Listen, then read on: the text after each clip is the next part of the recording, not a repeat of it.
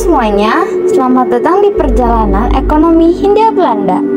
Di video ini, kita akan membahas ekonomi liberal dan kapitalisme yang membentuk perekonomian pada masa kolonial. Ekonomi liberal adalah sistem yang menekankan kebebasan pasar dengan sedikit campur tangan pemerintah. Dipopulerkan oleh Adam Smith melalui bukunya The Wealth of Nations pada 1776. Sementara itu, kapitalisme berfokus pada kepemilikan pribadi dan keuntungan. Untuk penjelasan selengkapnya, mari kita simak video berikut ini.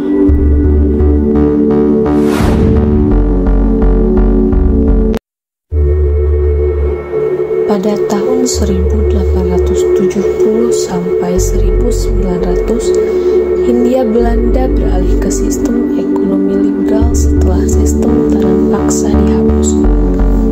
Undang-Undang Agraria 1870 membuka peluang bagi pengusaha swasta, terutama asing, untuk menyewa tanah dan membuka perkebunan besar. Komoditas ekspor seperti kopi, gula, teh, dan tembakau menjadi primadona. Undang-undang ini juga mengatur kepemilikan tanah pribumi, tapi seringkali menguntungkan investor asing. Akibatnya, perkebunan tumbuh pesat, didukung oleh modal besar dari bank-bank di Belanda.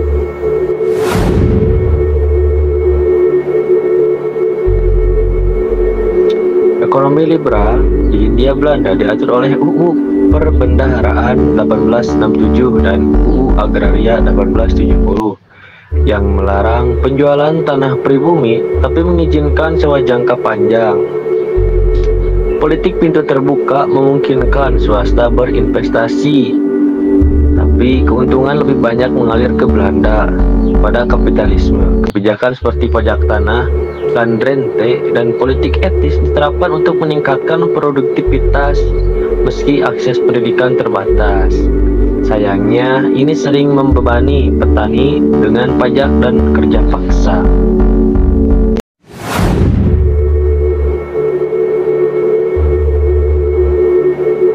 Kapitalisme di Hindia Belanda dimulai dari merkantilisme, di mana VOC menguasai perdagangan rempah-rempah. Kolonialisme Belanda memperkenalkan kerja paksa, bahkan setelah perbudakan dihapus pada tahun 1863. Sistem tanam paksa di bawah Van der Bos pada tahun 1830 memaksa petani menanam komoditas ekspor seperti tebu dan kopi.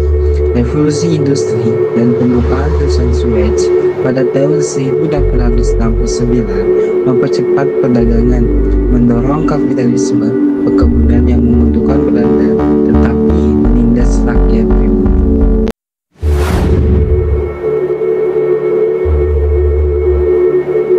Ekonomi liberal mendorong pertumbuhan perkebunan dan perdagangan, tapi keuntungan dinikmati investor asing, bukan pribumi. Kapitalisme menyebabkan eksploitasi sumber daya dan buruh, memperburuk ketimpangan ekonomi. Sistem tanam paksa meningkatkan jumlah penduduk dan monetarisasi, tapi juga memicu kemiskinan dan ketegangan sosial. Kesejahteraan masyarakat pribumi merosot sementara Belanda meraup keuntungan besar dari pajak dan ekspor.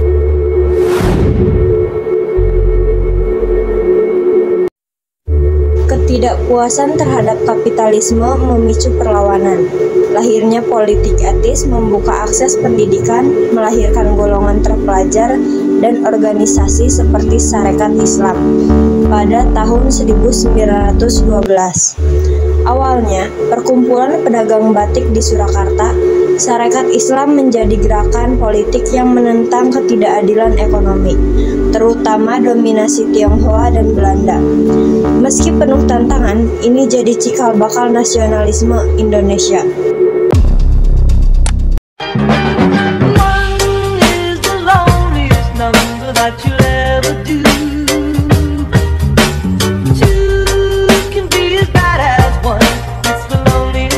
This is the number